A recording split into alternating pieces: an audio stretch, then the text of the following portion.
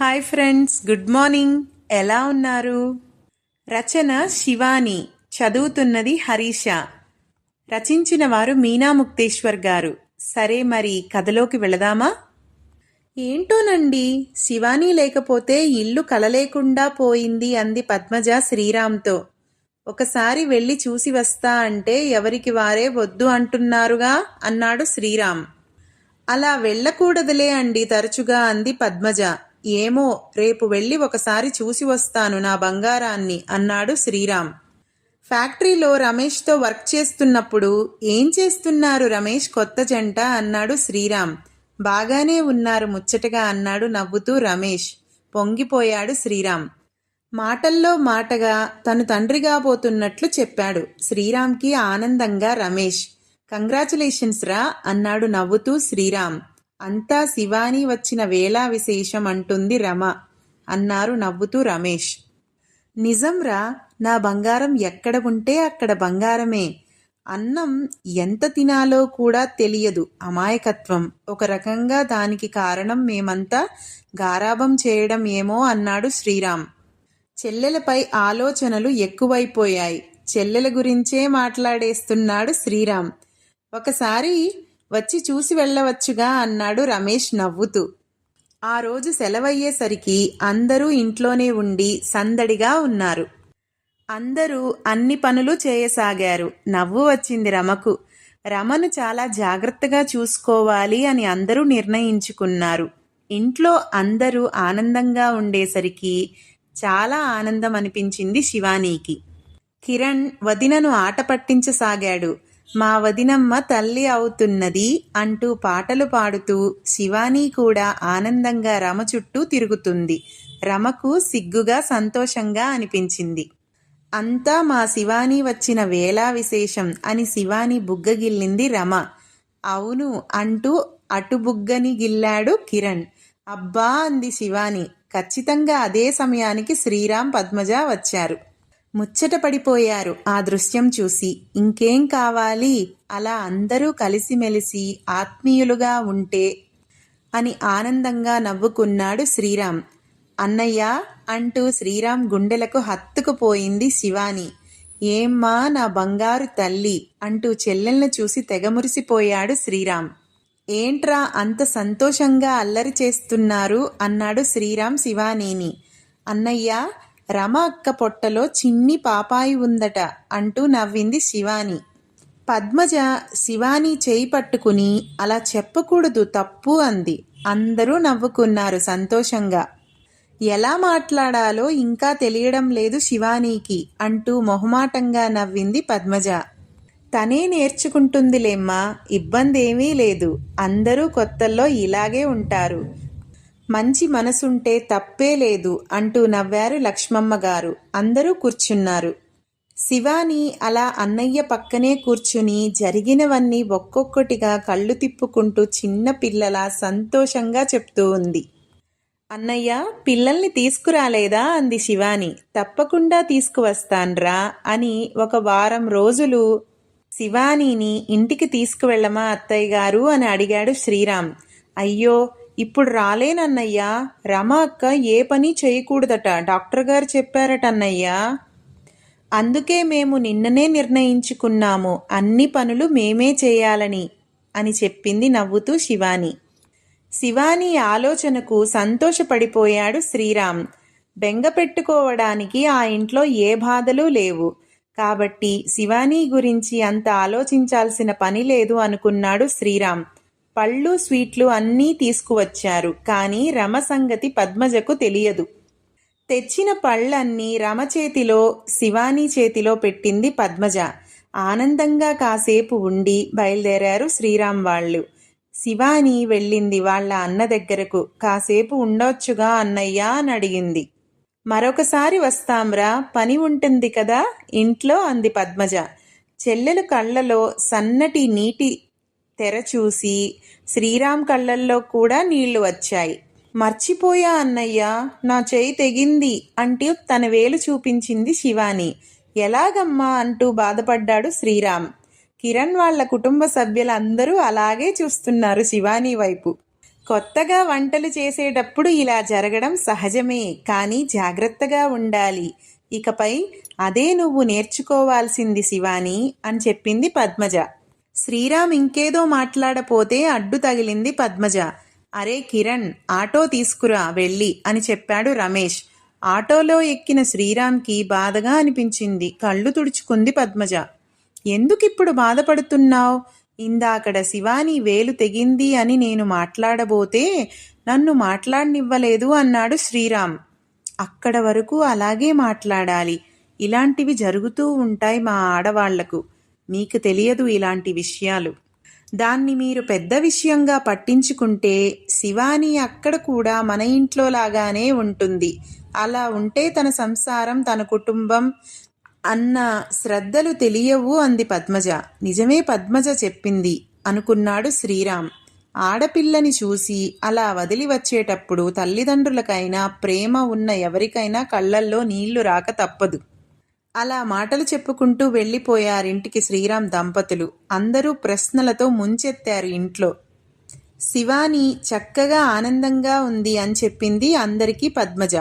పోనీలేమ్మా, అంతే చాలు, వివరం ఏమీ తెలియని పిల్ల అనే భయంగాని ఇంకేముంటుందిలే. శ్రీరామ్ తనే చూసి చేశాడంటే ఆ సంబంధం వాళ్ళు మంచివాళ్ళు అయితేనే కదా అన్నారు సీతమ్మగారు. రాను తనే తెలివిగా మారుతుందిలే అత్తయ్య అని చెప్పింది పద్మజ. నిజమే అంది సరోజ. మరుసటి రోజు ఉదయాన్నే రమకు బాగా కడుపులో నొప్పి వచ్చింది. కంగారుగా అందరూ హాస్పిటల్కి వెళ్లారు. బట్టలు కొనడానికి షాప్ పని మీద సూరత్ వెళ్ళాడు కిరణ్. శివాని ఒక్కటే ఉంది ఇంట్లో, ఏడుస్తూ ఉంది. అసలు అక్కకేమైంది అని బాధపడుతూ ఉంది. ఆటోలో అందరూ బయటకు వెళ్లడమే చూసింది పవిత్ర.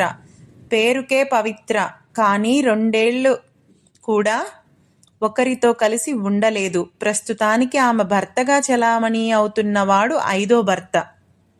ఆ వాడకట్టులో ఆమెను ఖాళీ చేయించాలని చాలా ప్రయత్నించారు. కానీ ప్రస్తుతం ఆమె భర్తగా చలామణి అవుతున్న చలపతిరావు రాజకీయాల్లో ఉన్నాడు. అందుకే ఆ వాడకట్టు నుండి ఆమెను బయటకు పంపలేకపోయారు. ఎప్పుడూ పెద్ద పెద్ద వాళ్లతో డీలింగ్స్ పెట్టుకుంటుంది పవిత్ర. శివాని వాళ్ల ఇంటికి వచ్చింది పవిత్ర. శివాని ఏడుస్తూ ఉంది. ఈయనేమో రాత్రి 1కి వెళ్ళారు. పాపం అక్కకి ఉదయాన్నే తేడా చేసింది. డాక్టర్ గారు ఏమంటారో ఏమో. దేవుడా, అక్కకి ఏమీ జరగకుండా కాపాడాలి అని మనసులో తలుచుకుంటూ దండాలు పెట్టుకుంటూ ఉంది. రమకు బాగోలేదు అన్న కంగారులో తలుపు వేసుకోమని గాని, జాగ్రత్తగా ఉండమని గాని ఎవరూ చెప్పకుండా వెళ్ళిపోయారు శివానీకి. ఏదన్నా బాధ గాని, సంతోషం గాని వస్తే అదే ఆలోచిస్తూ ఉంటుంది శివాని. లోపలికి వచ్చిన పవిత్రను గమనించకుండా ఏడుస్తూ భగవంతుడికి దండాలు పెట్టుకుంటూ ఉంది శివాని. చూడబోతే అమాయకం పిల్లలా ఉంది, చూస్తానికి అప్సరసలా ఉంటుంది అని అనుకుంటూ లోపలికి వచ్చింది పవిత్ర. మీకు కూడా తెలిసిందా అండి అక్కకేమి బాగోలేదు అని అంది శివాని అమాయకంగా. ఏమైంది రమకు అంది పవిత్ర. అది మాత్రం నాకు తెలియదు, కడుపులో నొప్పి అనుకుంటా, బాధపడుతుంటే హాస్పిటల్కి వెళ్ళారందరూ అని చెప్పింది పాఠం చెప్పినట్టుగా శివాని. ఒక్కదానివే ఉన్నావా అంది పవిత్ర. ఇలా భయపడుతూ కూర్చోకూడదు అని శివాని పక్కనే కూర్చుంది పవిత్ర. అమ్మో, అసలు గమనించనే లేదు, మంచి అందగత్త ఇది అంటూ శివానీని చూస్తూ ఆమె ఒంటివైపు చూస్తూ ఉంది పవిత్ర. నాకు బాగానే ఉందండి, మా అక్కకి బాగోలేదు అంది శివాని. శివాని, నన్ను అక్క అని పిలువు అంది పవిత్ర. కొత్త వాళ్ళని గబుక్కున నేను అలా పిలవలేను అంది శివాని. ఈసారి వచ్చినప్పటి నుండి పిలుస్తాను అంది శివాని. నీకెన్నేళ్ళు అని అడిగింది పవిత్ర. 17వ సంవత్సరం, మొన్ననే, పెళ్లి కాకముందే వచ్చింది. అప్పుడు మా పెద్దవదిన కేక్ చేసింది నా కోసం. చిన్నన్నయ్య పెద్దన్నయ్య కలిసి నాకు చాలా ఇష్టమైన చాక్లెట్స్, ఇంకా చాలా మిఠాయిలు కూడా తెచ్చారు. చాలా అందమైన బట్టలు కుట్టించారు. పిల్లలు గోలగోల చేశారు ఆ రోజు అని చెప్పింది శివాని. మధ్యతరగతి వాళ్లకు అవి ఎంతో గొప్ప విషయాలు. పైగా తృప్తి ఉన్నవారికి అది చాలా పెద్ద సంతోషమే. చిన్న పిల్లల మనస్తత్వం కలిగిన శివాని తనదైన శైలిలో చెప్పుకుంటూ పోతుంది. చాల్లే నీ పిచ్చి సోది అని మనసులో అనుకుంది పవిత్ర. ఎప్పుడు చూశాడో కిటికీలో నుండి చలపతి దీన్ని చూశాడు, తెగ మెచ్చుకుంటూ ఉన్నాడు అని ఒక రకమైన అసూయతో అనుకుంది పవిత్ర. పవిత్ర లాంటి వాళ్ళు తా చెడ్డ కోతి వనమెల్లా చెరిచింది అన్న సామెతలా పక్క వాళ్ళని కూడా చెడగొట్టడానికి విపరీతంగా ప్రయత్నిస్తారు. ఏమన్నా తిన్నావా శివాని అంటూ ప్రేమగా అడిగింది పవిత్ర. ఆకలి ఎలా వేస్తుందండి, మా అక్కకు బాగోలేదుగా అంది శివాని. అయ్యో చూడు ఎలా నీరసపడిపోయావో, మా ఇంట్లో రకరకాల పిండి వంటలు చేశా, రా నాతో అంది పవిత్ర. అలా ఇల్లు విడిచి ఎక్కడికి వెళ్ళకూడదు, మా అమ్మ చెప్పింది అంది శివాని. అబ్బో అమాయకురాలనుకున్నాను, కాస్త తెలివిగలది అనుకుంది పవిత్ర. మీ ఇల్లు నేనొచ్చి పద్దాకా చూడడం లేదా, మా ఇల్లు నువ్వు చూడవా వచ్చి అంది పవిత్ర. అసలు నిన్ను చూస్తుంటే మా ఆడపడుచులాగానే ఉన్నావు, తను పెళ్లి చేసుకుని వెళ్ళిపోయింది అని చెప్తున్న పవిత్ర వైపు కళ్ళు పెద్దవి చేసుకుని తనని తన వదినలను గుర్తు చేసుకుంటూ వింటుంది శివాని. ఇంకాస్త ఏడుపు వచ్చింది శివానీకి. అమ్మ వాళ్ళకెవ్వరికీ రమక్కకు ఇలా జరిగిందని తెలియదు అని చెప్పింది శివాని. మీ ఆయనేరి అంది ఒకలాగా మాట్లాడుతూ పవిత్ర. ఆయన సూరత్ వెళ్ళారు, చీరలేవో వచ్చాయంట, చాలా బాగున్నాయంట అని చెప్పింది శివాని. మీ ఆయన నీతో బాగా ఉంటారా అని అడిగింది పవిత్ర. బాగానే ఉంటారని నవ్వింది శివాని.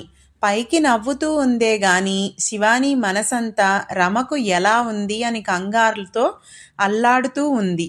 ఎందుకో ఇప్పుడు వచ్చి ఏవేవో మాట్లాడుతుంది అని అనుకుంది శివాని. ఊరికే కందిపోతున్నావే, ముక్కు చూడు ఎలా ఎర్రగా అయిపోయిందో అంది పవిత్ర తెగ జాలిపడిపోతూ. అక్కడ తగిలించిన కిరణ్ ఫోటో దగ్గరకు వెళ్ళి, ఎంత బాగున్నావురా, నా కోరిక తీర్చమని సిగ్గులేక అడిగినా చీకొట్టావు కదూ, నీ పెళ్ళాన్ని మాత్రం పొద్దస్తమానం నిద్రపోనివ్వవా, నేనేం చేశాన్రా పాపం, నా వైపు చూడవు అంటూ తనలో తానే మాట్లాడుకుంటుంది పవిత్ర. ఏంటండి ఫోటోతో మాట్లాడుతున్నారు అంది ఆశ్చర్యంగా శివాని. అబ్బే ఏమీ లేదు, మీ ఆయన మంచోడు అనుకుంటున్నావా అంది పవిత్ర. అవును చాలా మంచివారు, మా పెద్దన్నయ్యకు నచ్చే వాళ్ళు చాలా మంచివాళ్లే అవుతారు అంటూ వాళ్ళ పెద్దన్నయ్య గురించి చెప్పడం మొదలుపెట్టింది శివాని.